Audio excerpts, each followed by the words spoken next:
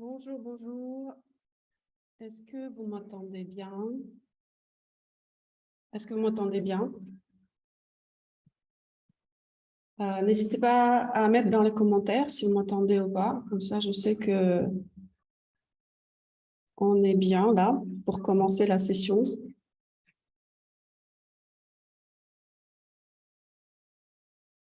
J'attends encore un petit peu pour voir un petit peu est-ce qu'on peut avoir plus de personnes connectées.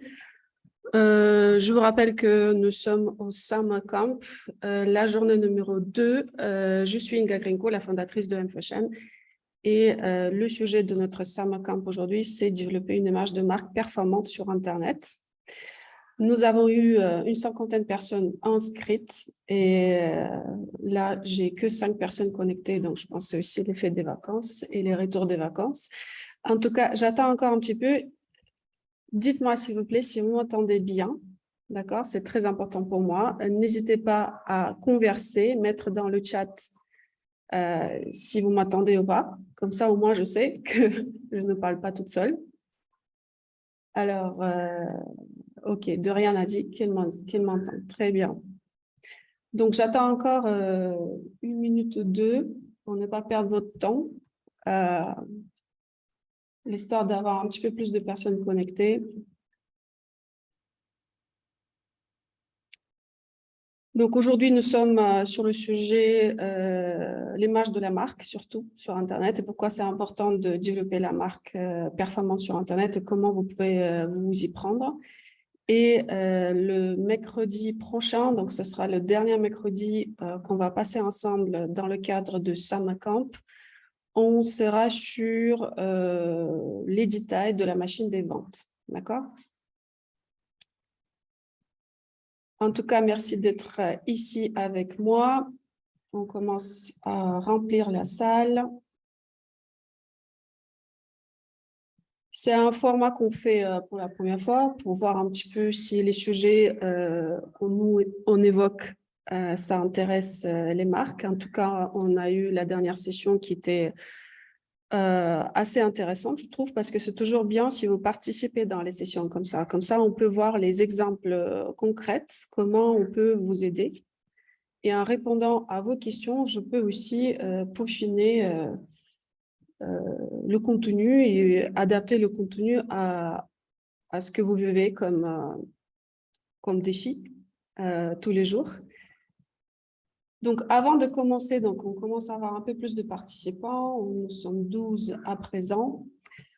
Avant de commencer cette session, j'aimerais bien faire, comme d'habitude, mon petit tour de table pour savoir un petit peu quel type de personnes j'ai en salle actuellement. Est-ce que vous pouvez lever la main? Donc, vous pouvez le faire avec un petit picto main, comme ça, que vous pouvez trouver dans votre interface de participant.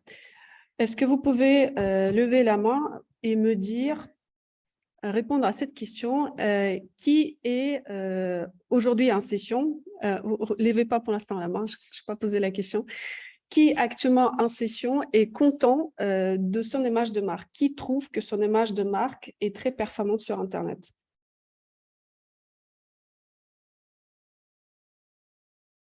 Ok, j'ai Sandrine qui a levé sa main et Dorian. Donc, vous pensez que votre image de marque est très satisfaisante.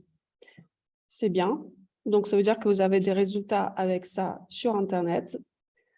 Vous pouvez aussi partager les liens de vos marques si vous voulez, qu'on regarde ensemble, en tout cas à la fin de la session. Est-ce que vous pouvez lever la main les personnes qui ne sont pas satisfaites de leur image de marque actuelle?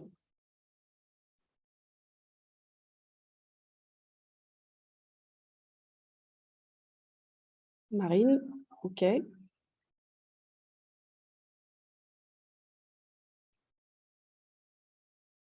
OK, bon, j'ai une seule personne qui a réagi à la question. Je ne sais pas si tout le monde est bien réveillé. En tout cas, ça ne me donne pas une idée très claire de l'audience que j'ai en salle à présent. Mais ce n'est pas grave, on peut démarrer comme ça. Et ce que je vous invite surtout, c'est me poser des questions dans le chat. Vous pouvez poser les questions tout au long de la présentation, comment ça vient. Et je vais les prendre à la fin de la session pour essayer de peaufiner ma présentation. Et aussi, s'il y a une marque dans la salle qu'on peut étudier ensemble, parce que je n'ai pas eu de questions hier par mail, donc je ne sais pas s'il y a des marques dans la salle qui veulent qu'on regarde ensemble leur cas. En tout cas, on peut dédier le temps qui nous reste à la fin pour faire une étude de cas sur une marque présente dans la salle. Alors, j'ai quelques réactions. Personnellement, j'ai pris un nouvel angle de com depuis quelques temps, donc ça évolue. Très bien, Emmanuel. Sandrine, j'aime bien mon image de marque, mais je ne dis pas qu'elle est très performante. Bucolic.fr, d'accord? On va regarder ça ensemble. Bucolic.fr. OK, moi, de mon côté, donc, je vais démarrer ma présentation pour ne pas vous laisser patienter trop longtemps. Et à la fin de la session, comme je vous explique, on peut prendre un cas d'une marque présente en salle pour regarder ensemble comment on peut améliorer l'image de cette marque et quelle démarche il faudra que cette marque effectue. Donc, je reprends le partage d'écran. Pardon.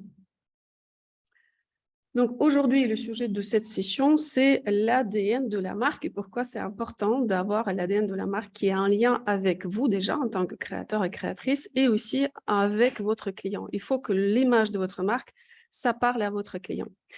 Donc, l'ADN de la marque, c'est un élément essentiel pour établir le lien avec le client sur Internet parce que c'est comme ça que vous attirez le bon client vers vous. Comme on a vu lors de dernières sessions, que d'abord, il faut commencer la démarche par la compréhension de votre client idéal.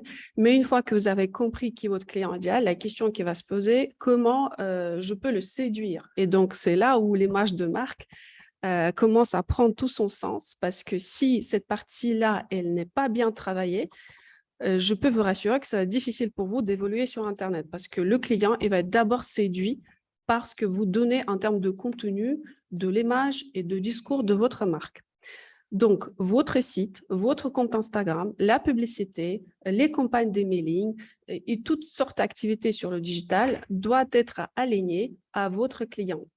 Qu'est-ce que je veux dire par là? Je veux dire surtout le mode de vie de votre client ou à quoi votre client, en tout cas, a des inspirations en termes de mode de vie qu'il a envie de vivre. Donc, on vend un petit peu du rêve quand même et on voit une inspiration, on présente surtout une inspiration que la marque a envie de donner à ce client pour qu'il s'y projette et pour qu'il achète. D'accord? Donc, c'est quelque chose que vous devez travailler en binôme avec votre client et aussi être en lien avec votre personnalité et vos valeurs. Donc, c'est pour ça la notion de l'identité de la marque, travailler l'identité de la marque. Attendez, il y a quelqu'un. Travailler l'identité de la marque, c'est surtout savoir à qui vous vous adressez, donc en termes de personne finale que vous souhaitez séduire par cette image, et comment cette image peut les séduire. Surtout, il faut mettre dedans votre personnalité. Donc, vous ne pouvez pas copier quelqu'un d'autre, ça, c'est hors du sujet. Mais vous pouvez vous inspirer de quelqu'un d'autre, mais en imitant votre personnalité, vous pouvez devenir très convaincant et très intéressant pour vos clients parce qu'il y a cette sauce secrète qui vous appartient que à vous, qui séduit les clients à travers votre image et surtout la personnalité que vous donnez à cette image. C'est pour ça que la connaissance de soi et de ses inspirations en tant que créateur est à la base de votre travail sur votre image. C'est pour ça qu'il faut faire ce travail un peu de l'introspection pour comprendre qui vous êtes, qu'est-ce qui vous inspire, qu'est-ce que vous avez envie de donner en termes de l'impression sur votre marque, quel univers de marque vous avez envie de créer. Et puis, à côté, avoir cette compréhension de votre client. C'est les deux éléments, donc vous, votre personnalité et votre client, qui vont vous permettre de créer l'image de marque très convaincante et inspirante pour vous et votre client. Donc, c'est pour ça que le premier exercice que je vous propose à faire, si vous êtes encore dans cette démarche de recherche de votre marque, c'est commencer à écrire. Ce n'est pas un exercice très évident pour beaucoup de créateurs parce que souvent, les créateurs, ce sont des personnes très visuelles, tout passe par l'image. Mais avant que vous choisissiez des images, il faut absolument poser par écrit qu'est-ce que vous êtes en train de raconter comme histoire. Sinon, toutes les images que vous allez sélectionner, ça va être trop brouillon et vous n'allez pas pouvoir surtout avoir la structure. Comment, dans quel sens je les structure? Pourquoi je choisis ces images? Quel est le sens que j'ai envie de donner à ces images? Donc, si cette partie-là, elle n'est pas travaillée par écrit, vous allez vous retrouver avec des images qui sont mal structurées et qui ne vous apportent pas de la valeur ajoutée pour construire l'image de votre marque. C'est pour ça je vous recommande de commencer par l'écriture. Donc, qu'est-ce qu'on a besoin d'écrire avant d'aller chercher l'image de votre marque? C'est surtout commencer à identifier par les mots, parce que les mots, ça parle, l'univers que vous avez envie de créer pour votre marque.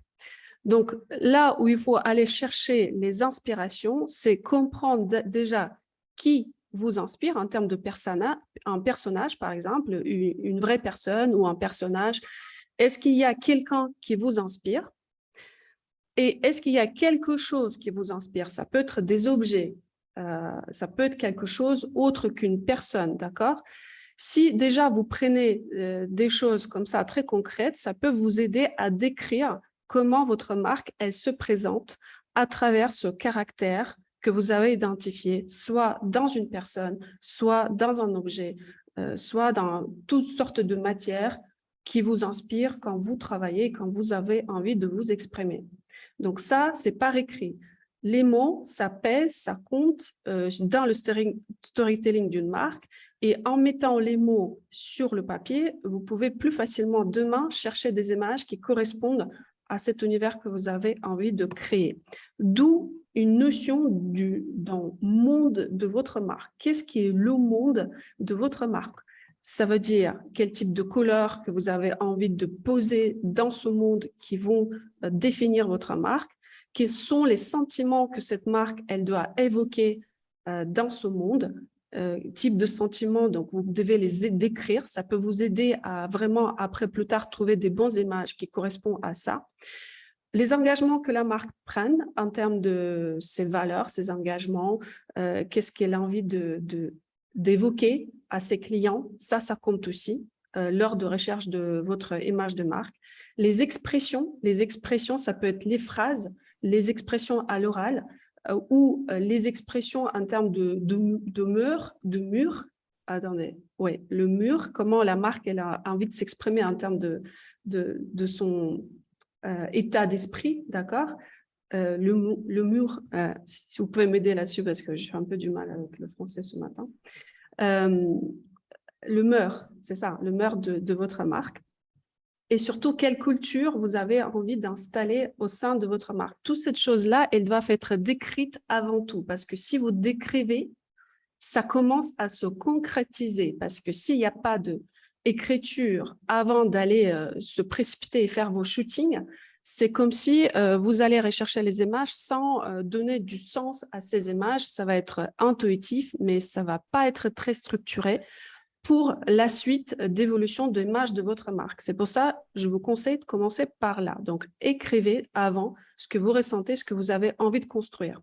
Si cet exercice peut représenter les difficultés, ce que je peux comprendre, il faut absolument se donner du temps à faire cet exercice. Vous pouvez prendre des jours comme vous pouvez prendre des semaines, mais à chaque fois, il faut revenir à votre document et continuer à écrire les mots qui vous viennent à l'esprit pour décrire l'univers et le monde de votre marque.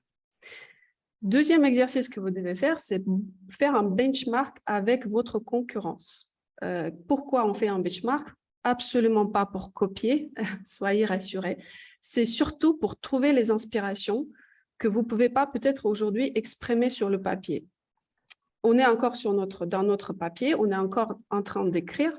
Et donc là, il faut aller chercher les inspirations parce que les inspirations, ça ne vient pas comme ça dans votre tête au hasard. Il faut aller se documenter, il faut aller s'enrichir avec peut-être ce que font déjà les concurrents dans votre domaine. Mais attention, on ne veut surtout pas copier parce que votre personnalité, va faire en sorte que ce que vous allez produire, ça va être totalement différent. La mode, en soi, c'est une inspiration par les tendances, parce qu'on voit dans la société, parce qu'on voit ce que les autres marques produisent. Si demain, vous faites en tenue qui ressemble à une autre marque, ce n'est pas forcément que vous l'avez copié, il se peut que vous vous êtes inspiré dans le créateur de ce qu'il a produit lui, mais vous faites à votre sauce. Ça veut dire que vous allez produire quelque chose unique qui vous rassemble. Donc ça, il faut vraiment le comprendre. Donc si on fait le benchmark, c'est surtout pour aller chercher les inspirations dans le monde extérieur et pour utiliser cette inspiration pour écrire ce que vous avez envie de faire. Donc, dans cet exercice, ce que je recommande de faire, c'est aller analyser les comptes Instagram de vos concurrents. Déjà, il faut les définir. C'est quoi, par exemple, c'est qui les 3 marques essentielles où votre cliente idéale achète aujourd'hui. Donc, vous les prenez, ces 3 marques essentielles. Vous allez commencer à étudier leur compte Instagram, leur site, les emails. Il faut s'inscrire dans le base email pour recevoir des emails, bien évidemment. TikTok, s'il y en a, ou Pinterest, s'il y en a, etc.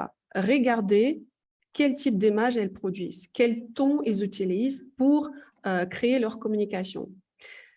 Donc ça, c'est pourquoi il faut le faire, parce que s'ils ont déjà produit ce type d'image, ce type de shooting, et il y a un ton de marque qui est déjà en place, ça veut dire que ça marche avec votre cliente idéale. Donc ça, pour vous, c'est la preuve que ce type d'approche en termes de communication marche.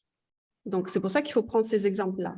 Maintenant, comment vous allez faire quelque chose qui vous rassemble à vous, à votre sauce, il faudra sélectionner ce qui vous parle à vous. Donc, en termes d'image, quand vous faites les recherches dans votre concurrence, sur le Pinterest ou sur leur site, etc., vous pouvez copier, coller les photos dans votre petit document qui décrit les concurrents, par exemple, et vous copiez uniquement ce qui vous inspire, vous. Et c'est là où on établit cette connexion avec votre être à vous, avec ce que vous avez envie de produire et ce qui parle à vous. Donc, c'est là où j'essaie de vous amener qu'il y a deux manières de procéder. La première, donc, je établis un audit de ce qui marche chez le concurrent. Ça veut dire que ça marche pour mon client. C'est là où il achète. Et deuxième partie de ce travail, c'est sélectionner les images qui vous parlent à vous. Ça veut dire que là, vous commencez à ressentir des choses et amener votre personnalité déjà dans ce type de travail parce que vous n'allez pas sélectionner toutes les images. D'accord? Donc, si déjà vous faites ce travail d'audit et que vous sélectionnez les images qui parlent à vous, vous commencez déjà à rentrer un petit peu dans votre univers et dans quelque chose qui va pouvoir vous aider à produire plus tard les images qui vous rassemblent à vous, encore une fois. Donc, troisième élément dans votre travail de construction d'images de marque, vous devez avoir un stock d'images pour vous inspirer avec ce stock d'images et continuer à travailler dans le continu. En fait, c'est un travail qu'on fait en continu, ce n'est pas le travail qu'on fait une fois. Ça, il faut que vous soyez clair là-dessus. C'est un travail qui va se faire dans le temps. Donc, aujourd'hui, au moment présent, vous faites vos sélections d'images. Dans une semaine, dans 2 semaines, dans un mois, vous faites une autre sélection d'images, mais c'est un travail qui doit continuer tout au long de vie de votre marque parce que si vous faites ce travail de manière régulière, vous allez vous apercevoir qu'il y a des choses qui évoluent dans la manière comment vous percevez votre marque et votre communication.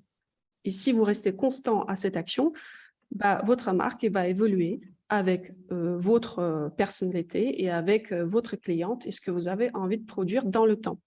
Donc, pour ça, je recommande à utiliser Pinterest. C'est un outil qui est très pratique de recherche des images.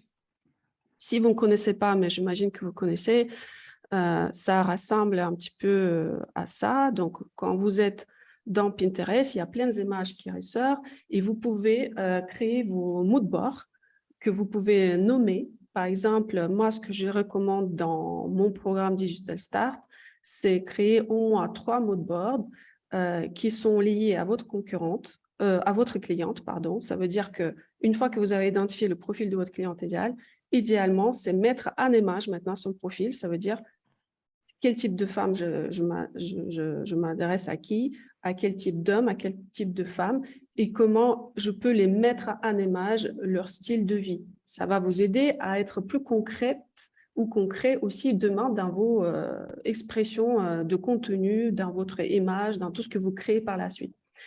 Un autre mood board qui est intéressant à faire sur votre concurrence, c'est là où vous sélectionnez les images qui vous parlent. Dans ce cas-là, ça devient le travail de inspection et le travail surtout, je m'oriente par rapport à mes goûts et mes envies, par rapport à la sélection que je fais chez ma concurrence. Et évidemment, avoir une mood board sur votre marque. Et c'est là où ça devient beaucoup plus concret pour vous, parce que vous avez fait ce travail d'exercice, d'écriture, vous avez fait ce travail de compréhension de votre concurrence. Et le troisième élément que vous allez faire, vous allez commencer à poser en image ce que vous avez compris avant par rapport à votre travail. Et là, ça devient concret. Et là, grâce au Pinterest, vous commencez à tirer les images dans votre mood board qui commencent à se concrétiser. D'accord? Ça, vous pouvez faire en tapant les mots-clés sur Pinterest. Donc ici, il y a une barre de recherche. Normalement, quand vous êtes dans Pinterest, vous avez une barre de recherche. Donc, il suffit d'aller taper les mots-clés par rapport à votre travail par l'écrit. S'il y a des mots-clés très particuliers que vous avez identifiés, ça peut être tout n'importe quoi. Hein. Par exemple, vous avez identifié que pour vous, ce qui est important, c'est la marque joyeuse, d'accord? La marque qui apporte de la joie. Donc, pourquoi pas aller chercher toutes les inspirations au mot de joie et le type des images qui en ressort. Donc, si vous faites ce type de travail, vous tirez les images vers votre mood board, donc vous les pinez chez vous, ce qui déjà permet plus tard à adapter le contenu de Pinterest qui va se présenter sur votre dashboard de manière individuelle, parce que Pinterest va étudier ce que vous recherchez, il va vous fournir à chaque fois les nouvelles images grâce à vos recherches. Mais en plus, vous pouvez, avec cette notion de joie que vous avez identifiée dans votre concept de marque par écrit, il y a des images qui vont ressortir qui vont forcément vous inspirer pour les prochaines collections et pour votre shooting. Et vous, en combinant toutes ces images, vous pouvez créer un vrai storytelling en images autour de votre marque et puis plus tard travailler seul ou avec un photographe comme vous voulez pour créer des images propres à la marque qui sont liées à cet univers que vous avez décrit auparavant avec les documents que je vous ai demandé de créer. Et donc moi, ce que je vous propose, c'est faire ce type de travail de recherche de banque images dans Pinterest par thème, le thème client, le thème concurrence, le thème marque. Et puis, en fonction de ça, vous allez commencer à vraiment produire les images. Et là, ça devient intéressant parce que vous allez vous apercevoir qu'il y a des choses qui commencent à ressortir, qui sont beaucoup plus concrètes que ce que vous avez fait avant, parce qu'avant, c'était plutôt intuitif. Aujourd'hui, c'est très structuré comme méthode. Et si vous faites ce travail, vous allez être plus agile et plus à l'aise avec votre plan d'action. Parce que le plan d'action par la suite, pour votre rentrée, ça va être quoi? Ça va être établir un plan média. Ça veut dire que j'écris chaque semaine, je décris quel type de post je veux faire. Est-ce que ça va être une image, une vidéo? Est-ce qu'il y a un discours que j'ai envie d'adopter en fonction de mes recherches?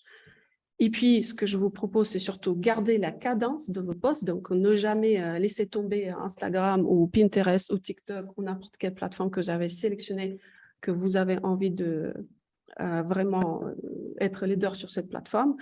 Donc, gardez la cadence de vos posts, ça veut dire la fréquence, le rythme, ne jamais laisser tomber, ne jamais dire aujourd'hui je poste, demain je ne poste pas, identifier les jours où vous voulez poster, identifier les heures, et être assez très constante dans vos actions. Et puis, vous devez rester fidèle à votre style et la manière de communiquer. Et ça, je vous recommande de garder au moins pendant 3 mois.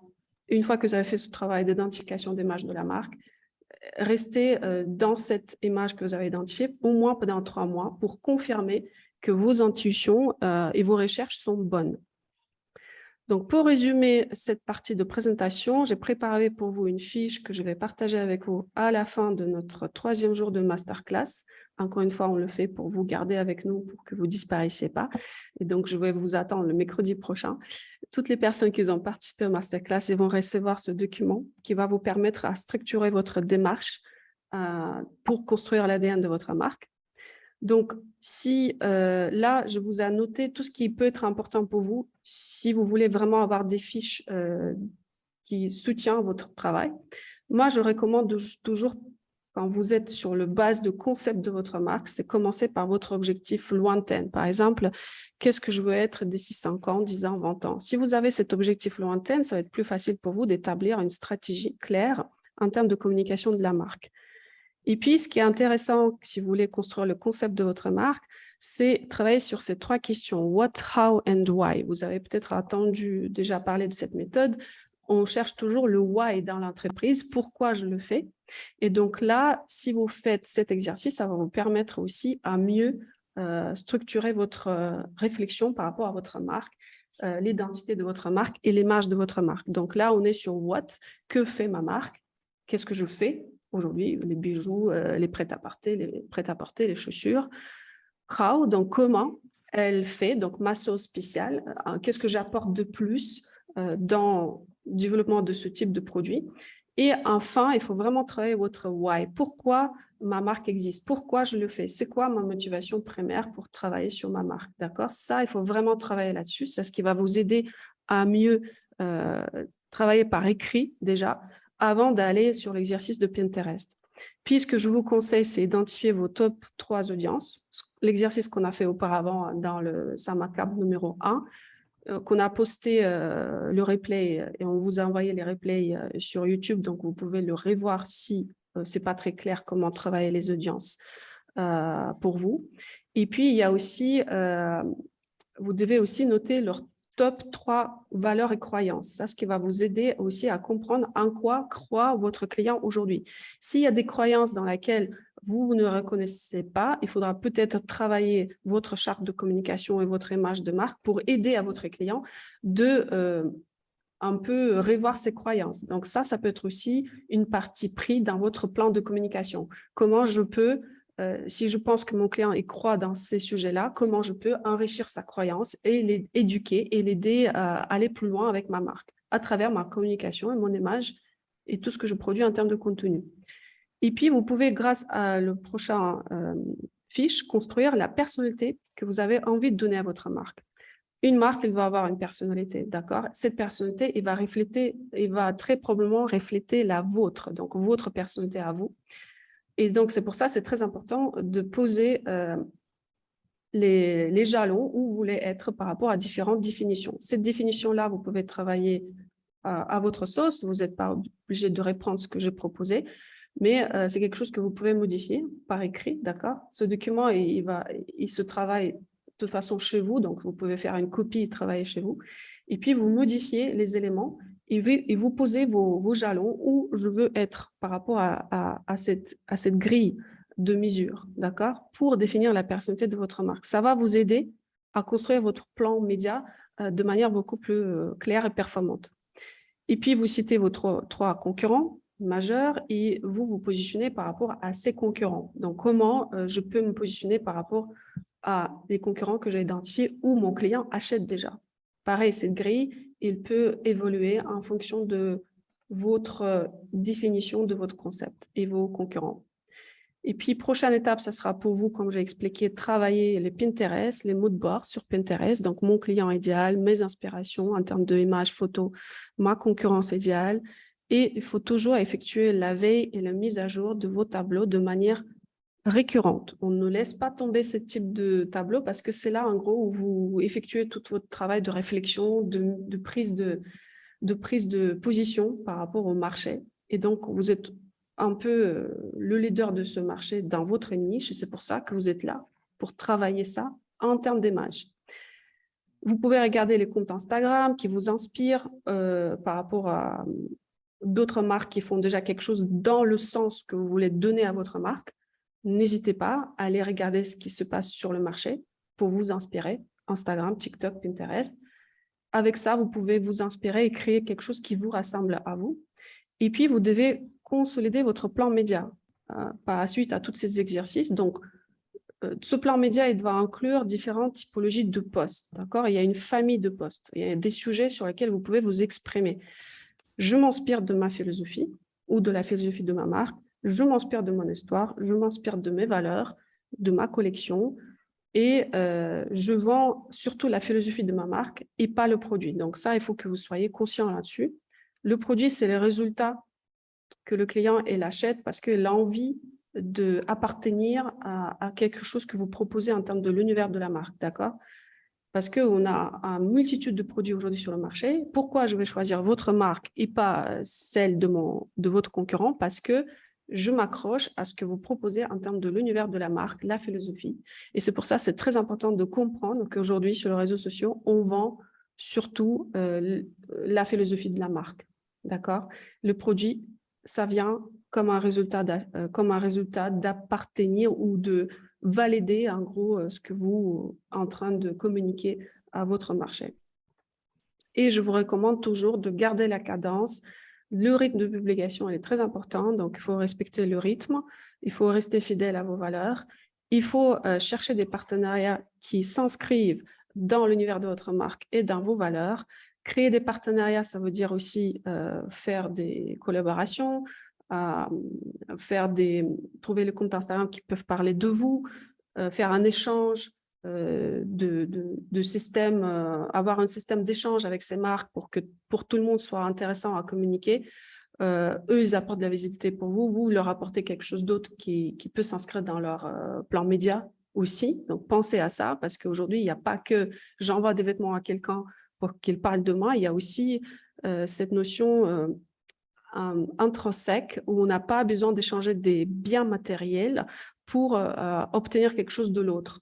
Donc, ça peut être un échange de visibilité, ça peut être un échange en termes de caractère de vos posts, de messages que vous êtes en train de donner sur votre marque. Et ça peut plaire à certaines personnes qui ont envie de vous soutenir, vous aider ou qui se retrouvent dans votre philosophie. Donc ça peut être très intéressant pour trouver ce type de partenariat, pour augmenter la visibilité de votre compte Instagram.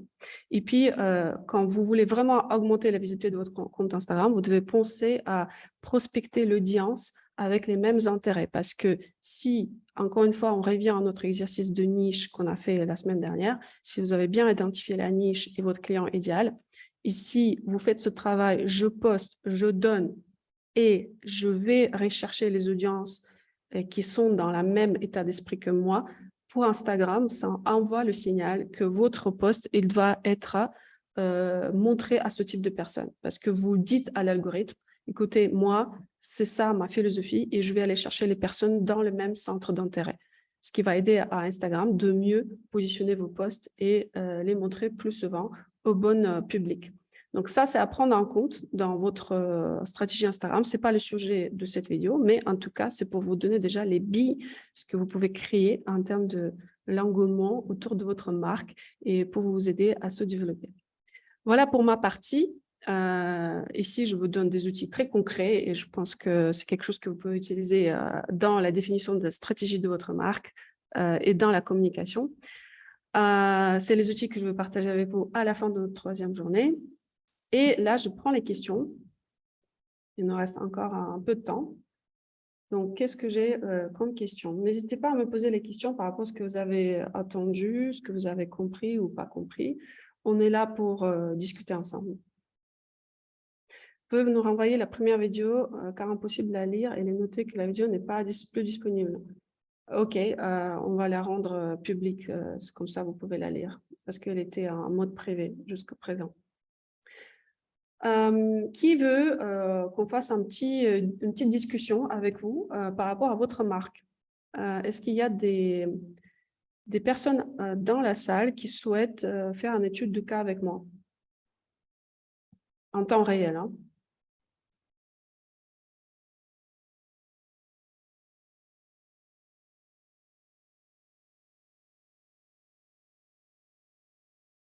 Alors, Sandrine de Bucolique, j'ai ton site. Tu peux te unmuter pour me présenter un petit peu ta démarche et ce que tu recherches aujourd'hui. Du coup, moi, j'ai voulu créer la marque de lingerie idéale, donc faite à partir de matières françaises, donc comme la soie, la dentelle, et faite à la main. Voilà. Donc, en gros, c'est ça. C'est Et ça, hein, donc, ton après, site. oui, oui, c'est mon site. Mais du coup, Mhm. la vidéo ne marche pas super bien. Qu'est-ce qui marche pas super bien? La vidéo, alors, je sais pas si c'est mon écran, mais je vois que ça saccade. Tu vas pas bien mon écran? Oui, oui, oui, si, je le vois bien, mais ça saccade un petit peu. Alors, c'est peut-être après les différences d'écran entre eux. D'accord. Voilà. Donc, voilà. D'accord. Et c'est quoi ta problématique aujourd'hui? C'est comment me différencier? Parce qu'en fait, la semaine dernière, on a déjà un petit peu répondu, c'est trouver le client idéal. Et Mhm. après, c'est aussi pour comment orienter la marque. Parce que je me suis aperçue, par exemple, que dans les personnes qui sont intéressées par ma marque grâce à la pub Pinterest, j'ai vu que c'était des personnes qui sont sensibles à l'architecture ou à l'art contemporain. Mhm. Et je me demandais s'il fallait que j'oriente ma marque par rapport à ces centres d'intérêt-là. Ou voilà. En fait, ce que j'ai voulu vraiment créer un univers à la fois élégant, poétique. Et en Mhm. fait, j'ai peur que ce soit trop personnel et du coup que l'image de la marque ne soit pas complètement cohérente avec ma cible. Attends, je vais Je sais juste pas si c'est aller clair voir ce que ton je dis. compte Instagram. Je vais chercher sur ton site, mais il n'y a pas de sortie sur Instagram ici. C'est bien. Si, normalement, tout en bas du piétage, mais peut-être que j'ai oublié de le mettre. Parce que là, je vois Ah oui, bah Pinterest. là, ouais, là, Ah, ça, pardon, c'est Instagram. Instagram, d'accord. Oui. Ok. Instagram.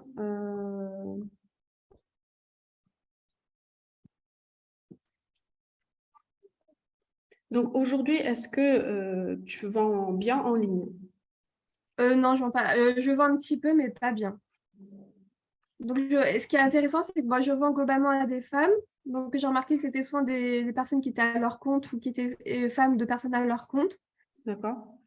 Voilà, en gros, c'est 50% de femmes, 30% d'hommes qui offrent pour leurs femmes et 20% d'hommes qui portent de la lingerie pour eux-mêmes. Donc, c'était une clientèle que j'ai découvert grâce à la publicité que je ne pensais pas. Donc, tu as les hommes qui achètent pour eux.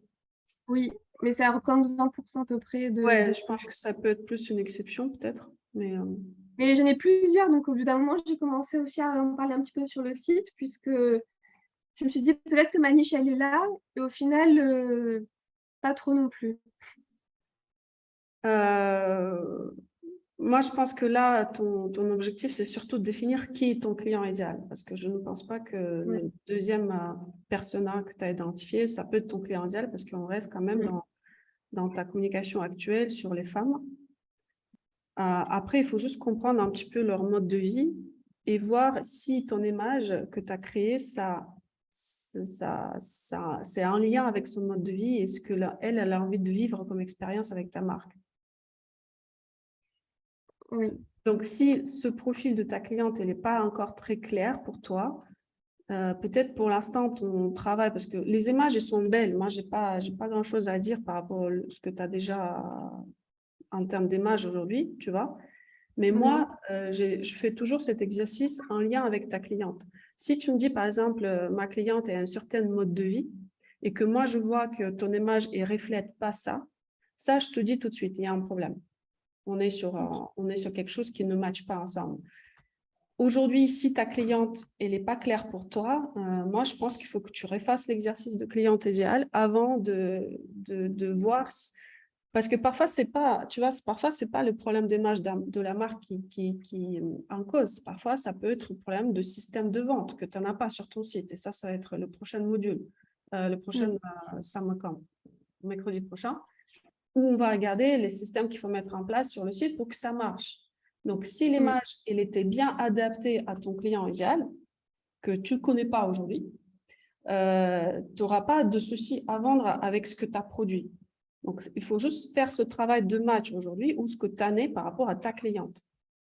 Je pense qu'il faut vraiment que tu étudies la femme qui achète déjà avec toi. Je ne sais pas si tu vends, comment tu vends aujourd'hui, un pop-up store ou Non, que sur Internet. un peu, surtout sur Internet. Oui, parce que j'essaie de contacter des boutiques. Le problème, c'est que les boutiques de lingerie n'ont pas forcément le même positionnement que le mien.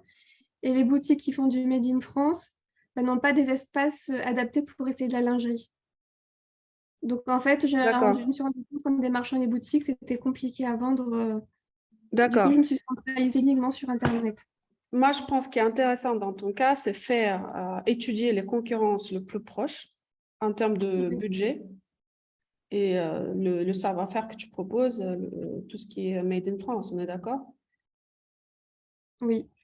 Bah, j'ai Euh, déjà identifié une concurrente, mais elle est et j'ai pas trouvé de marque qui fait exactement ce que je fais, c'est-à-dire une confection à la commande avec des matières premières françaises en lingerie. Par contre, j'ai trouvé une en Belgique. Quand tu dis fabrication à la commande, ça veut dire que En gros, avec t'as pas de stock. personnalisation possible. Non, j'ai pas de stock. Donc, ça veut dire que là, si je passe la commande, tu vas le produire pour moi? Oui, c'est ça. En fait, j'ai marqué confection réalisée sous commande, expédiée sous 15 jours. Bah, ça Donc, veut dire tout est que fait à la commande. D'accord, mais est-ce que ça veut dire que à chaque fois, c'est toi qui produis ou tu as un atelier qui Oui, t'adapte? c'est moi en partie ou une couturière que j'emploie. D'accord. Bah, moi, je pense déjà, c'est peut-être un bon début pour commencer à tester ton marché et trouver ta cliente, mais à terme, il faudra quand même travailler ta logistique et avoir les produits plutôt disponibles. Par exemple, si tu as des best-sellers, il faut vraiment travailler le stock ou quelque chose que tu peux produire en volume et peut-être ça va coûter moins cher aussi à ta cliente. Avoir le même culotte, pas à 130, mais à 2 fois moins cher parce que tu ne produis pas à la demande. Tu l'as Oui, déjà quelque part, déjà en stock, en petit stock, mais tu sais que tu le vends systématiquement, ce produit. Il faut aussi que tu comprennes un petit peu le budget de ta cliente. Parce que parfois, ce qui peut freiner, c'est à l'achat, c'est aussi le budget. Et qui peut trouver même ta marque très intéressante et séduisante, mais qui va choisir la valeur sûre, la marque qu'elle connaît déjà, où ça coûte moins cher. oui, Euh, je crois que si tu prends, par exemple, tu prends Levi's, c'est ça, la marque qui est très connue en France. Je ne sais plus comment ça s'écrit avec Y. donc, oui, comme tu as fait Ouais, LY. c'est ça. Ok, Voilà. bien. Ouais. Donc là, on est sur production en Chine. Euh, voilà. Mais en même temps, je vais juste regarder les prix. Oui, Je ne m'en rappelle pas les prix. Voilà, tu vois, on est à 50 € la tanga. Donc, oui, l'écart, il est assez énorme, alors que toi, tu es une jeune marque, d'accord? Une marque qui n'est pas encore de la visibilité digitale, ni peut-être aussi où la cliente, elle a vraiment retenu ton nom et ne se rappelle pas peut-être de ta marque, même si elle a vu quelque part ton post ou ta publicité. Il faut que tu te rends compte aussi de cette réalité. Et ça, encore une fois, si tu as pris un bon échantillon de concurrence, si tu as compris ta cliente en termes de sa consommation, ses attentes, son budget, tu seras beaucoup plus juste en termes de positionnement produit-prix, produit-style et marque-image, tu vois? Et ça, oui, c'est un peu les éléments critiques déjà pour que ça marche. Ça, c'est la base, ça, c'est le socle. Et une fois que ce socle-là, il est bien fait, il est bien établi, deuxième élément que tu dois regarder, c'est ta machine de vente. Comment tu amènes le trafic sur le site, comment tu le convertis, comment tu continues à l'entretenir pour qu'il y ait des ventes. ok. Donc, pour moi, comme ça, de loin, comme je ne connais pas ta cliente, j'aurais dit ton image, elle est très correcte. Tu vois ce que je veux dire? Parce qu'il Oui, me manque cet élément essentiel à la compréhension, c'est qui tu veux cibler aujourd'hui. Et ça se fait en comparaison avec ta concurrence et en comparaison avec ta cliente que tu as déjà identifiée, que tu as passé du temps avec, tu as compris ses attentes. Si toi, tu es trop en écart avec ses attentes et ce qu'elle peut payer pour ton produit, tu auras toujours du mal à vendre. Donc, c'est bien d'avoir cette approche sur demande parce qu'on est sur notion éco-responsable et il n'y a pas de surproduction. Mais en même temps, tu n'es pas du tout dans la démarche où tu optimises ta logistique, tu optimises aussi le prix de vente pour ta cliente aujourd'hui, tu vois. Donc, on est oui, sur une pièce d'exception, produit à la main, à la demande, etc. C'est très particulier. Ça veut dire qu'il faut voir comment Est-ce que tu peux vendre cette histoire déjà à ta cliente que tu as identifiée? Est-ce qu'elle va acheter cette histoire ou est-ce qu'elle va plutôt privilégier un prix plus intéressant avec une image de marque encore plus forte? Ça, c'est des choix stratégiques à faire. Oui. Après, j'ai remarqué que, par exemple, toutes les femmes qui ont acheté ont plus de 40 ans. Mhm, Enfin, j'ai un petit peu d'éléments, mais c'est mhm. sûr que je ne connais pas forcément. Voilà, j'ai vu une, c'est une femme de notaire, une, elle est chef d'entreprise. Après, une, c'est une retraitée aussi, une rentière. Donc, j'essaie de D'accord. regarder un peu les profils sur les réseaux sociaux, sur LinkedIn, pour voir alors, une, elle est aussi responsable d'un centre équestre. Donc, en fait, c'est dans la plupart des cas, elles sont ou chefs d'entreprise et qui Mhm. ont plus de 40 ans. D'accord, donc ça, c'est déjà un clou qui peut t'aider Mm. à mieux peaufiner ton discours de marque. Après, il faut que tu ailles plus dans les détails de ta proposition de valeur, parce que ta proposition de valeur aujourd'hui, il tourne autour de la personnalisation et faite à la demande. Donc, est-ce qu'elle recherche ce type de produit ou pas aujourd'hui? Est-ce qu'elle veut vraiment quelque chose de très personnalisé et elle est prête à payer 3 fois le prix pour ça? Mm. Ça, c'est une question. Moi, je n'ai pas de réponse. Peut-être qu'il y a des femmes comme ça sur le marché qu'il faut vraiment identifier et être sûr que pour du coup, tu touches une niche. Des gens qui cherchent vraiment du savoir-faire, une matière exceptionnelle et sur demande. Ça, c'est une niche. Oui, D'accord? Il faut être conscient de ça, mais si tu arrives à la trouver et si tu es en phase avec elle, ça va marcher. Merci quand même. ok. Merci. Il n'y a pas de, si tu veux, il n'y a pas de matière précise. Il n'y a pas de quelque chose où je peux te dire, voilà la formule, il faut la suivre. C'est beaucoup aussi de compréhension de ton marché, compréhension de ta valeur ajoutée et voir si les deux, ils matchent entre elles et que toi, tu peux vraiment te développer comme une nouvelle approche à la consommation de lingerie dans cette niche. Tu vois, il faut être vraiment très clair avec ta niche dans ce cas-là. Donc, si tu as identifié parmi tes clientes, les avocates, etc., les femmes indépendantes, 40 ans plus, cette consommation très précise, je veux ma culotte à la demande avec les matières d'exception et je mets le budget pour ça, why not? Tu vois ce que je veux dire? On la suit, cette cliente, on lui donne ce qu'elle veut. Il faut juste que tu sois clair sur ce sujet-là. Si ce n'est pas le cas, tu vas être en décalage. Tu as identifié une bonne cliente, les avocates, etc. Mais du coup, qu'est-ce qu'elle achète aujourd'hui? Est-ce qu'elle donne ce prix-là que tu demandes pour le produit sur mesure? D'accord. Ok. Je vais réfléchir. Il faut que tu communiques plus avec elle pour comprendre. Oui, c'est vrai. Est-ce Mais après, je qu'ils ont acheté une fois? Est-ce qu'ils ont racheté une deuxième fois, par exemple, tu vois? j'en ai quelques-uns, oui. J'ai quelques-uns, j'ai près de 30% qui rachètent une deuxième fois. Donc ça, c'est un bon signe. Ça veut dire qu'il y a quelque chose. Peut-être tu as une niche là. Mm. Ah, il Ouais. faut creuser plus. Ok. Bah, je vais...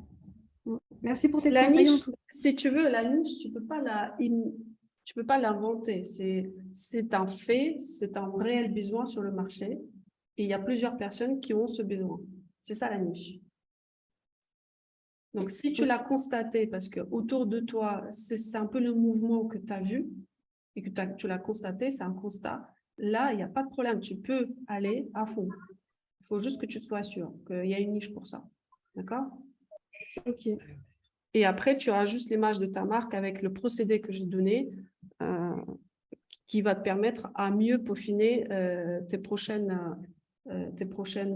photos ou ton contenu pour cette cliente. D'accord.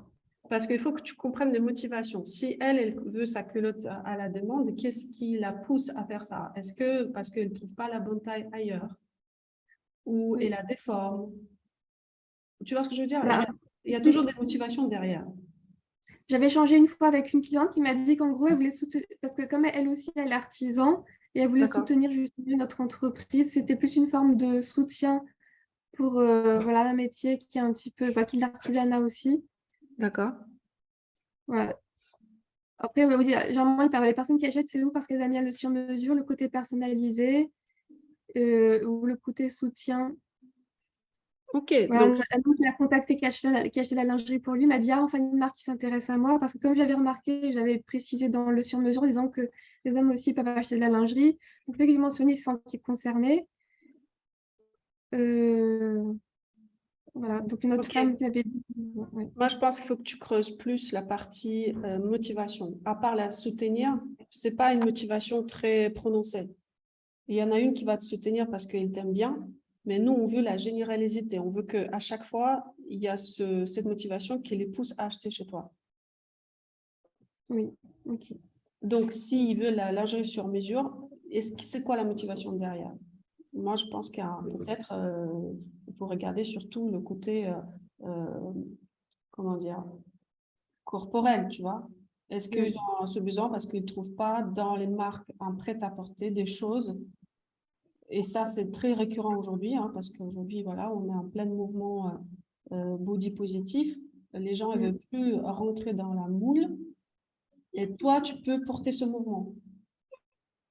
Et dans ce cas-là, il faut que tu sois très forte dans tes expressions aussi. Il ne faut surtout pas, et ça, j'ai déjà évoqué la dernière fois, il ne faut pas être une marque plate qui rassemble à quelqu'un d'autre. Si tu as des convictions, si tu as une philosophie forte, il faut la pousser à fond dans ton plan de communication. Et c'est pour ça cet exercice que je montre aujourd'hui est très important parce que ça va te permettre de renforcer tes convictions et aller beaucoup plus de manière expressive sur tes convictions qui peut attirer vers toi la cliente que tu veux parce qu'elle a les mêmes convictions que toi. Et là, tu vas gagner le jackpot parce que tu vas avoir la niche, la marque qui devient le leader de cette niche et chaque fois quand tu produis quelque chose, ça part. Ok. En tout cas, merci pour ta participation. Merci beaucoup pour tes conseils. Bah, écoutez, il me reste 5 minutes. S'il y a d'autres questions ou remarques, n'hésitez pas à muter votre micro et vous pouvez me poser la question.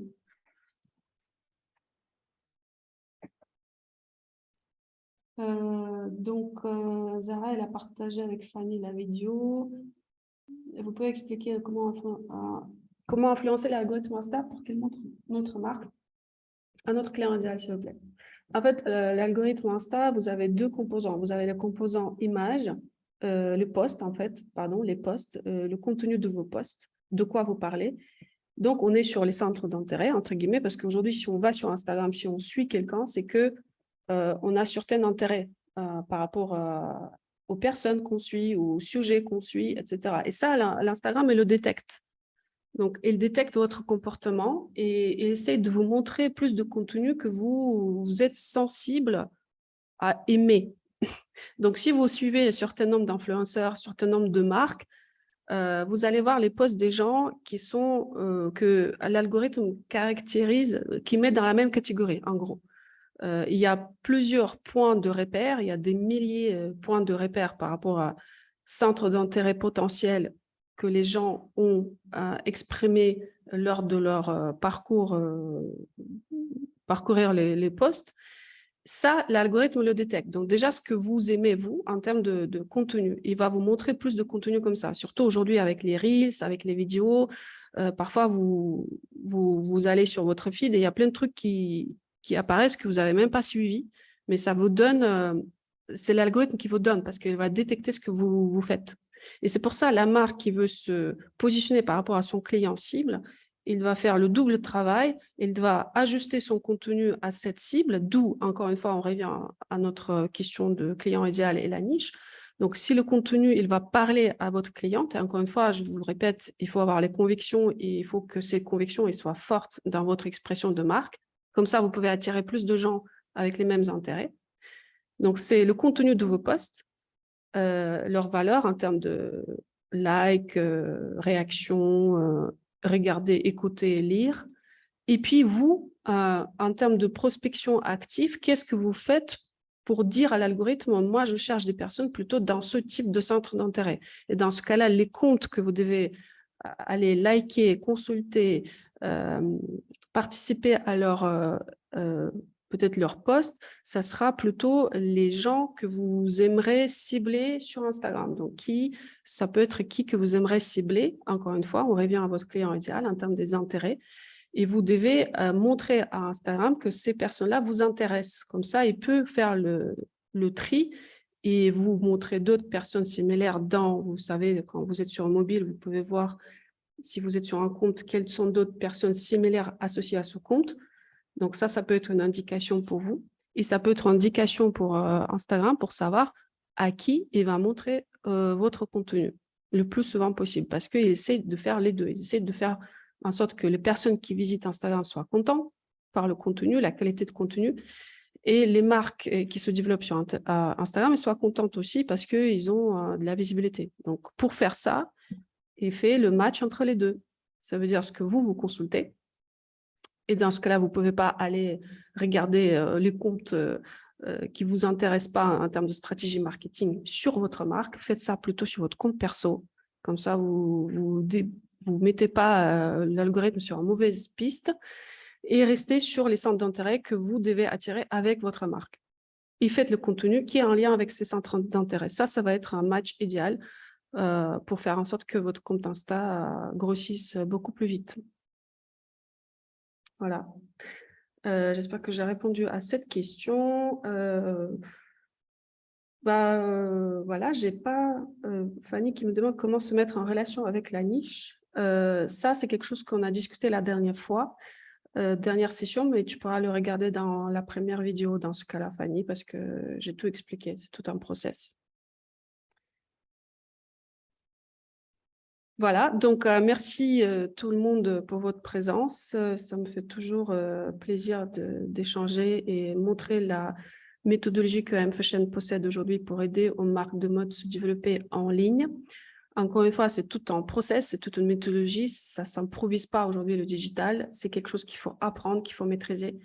Et donc, je vous invite, si vous souhaitez comprendre comment vous pouvez mettre cette méthodologie au service de votre marque aujourd'hui, n'hésitez pas à prendre un rendez-vous individuel avec moi ou mon équipe pour discuter de votre problématique et vous aider lors de cet échange à construire aussi une vision de votre marque sur Internet et pour vous montrer comment cette méthodologie peut s'adapter à vous.